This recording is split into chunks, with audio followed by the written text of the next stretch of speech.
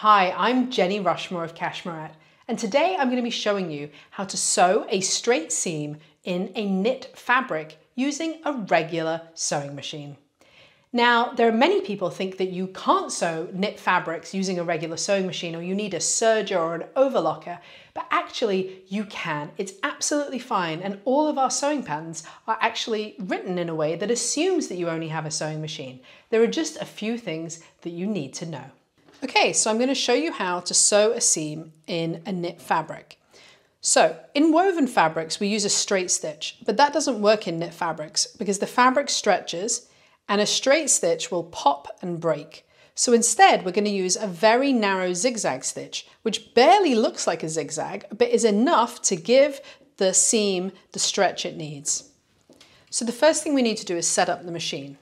First, I'm going to set it to zigzag. So in my case, it's this dial and it's B, where you can see the zigzag stitch. On your machine, this might be a little bit different. For the stitch length, I want a 2.5. And for the stitch width, I want a 0.5. So somewhere between 0 and 1 on my machine. You may have digital dials, it may be a little different, but you need the three things: zigzag stitch, 2.5, and 0.5. You then need to look at where is the seam allowance marking on your machine. So most machines have these lines that indicate the distance from the needle to the edge of the seam allowance.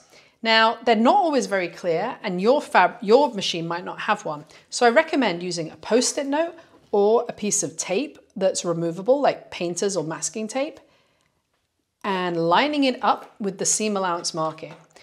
If you don't have one, you're going to use a ruler to measure the distance from the needle over.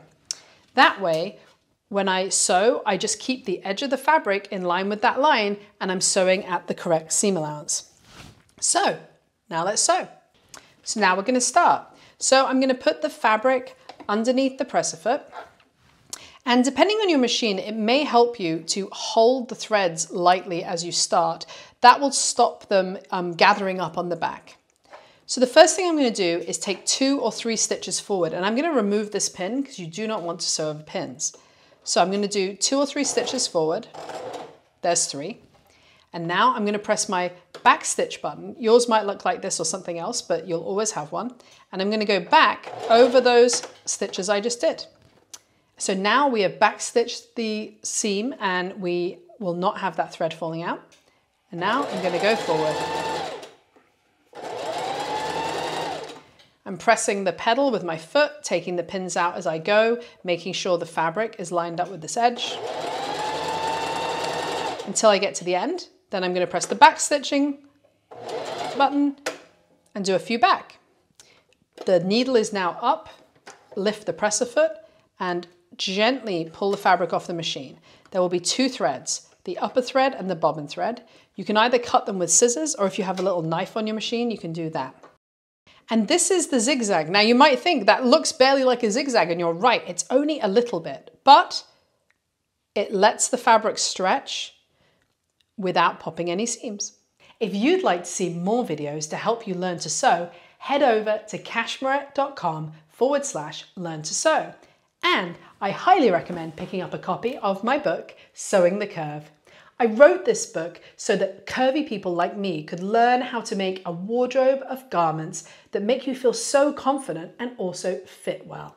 I cover everything from setting up your sewing machine to understanding sewing patterns in fabric, all the way to making your first garment. It comes with 6 full-size sewing patterns in sizes 12 to 32 and cup sizes C to H. So if you're thinking about sewing, you're excited about it, but you're uncertain where to begin, I really recommend picking up a copy of Sewing the Curve.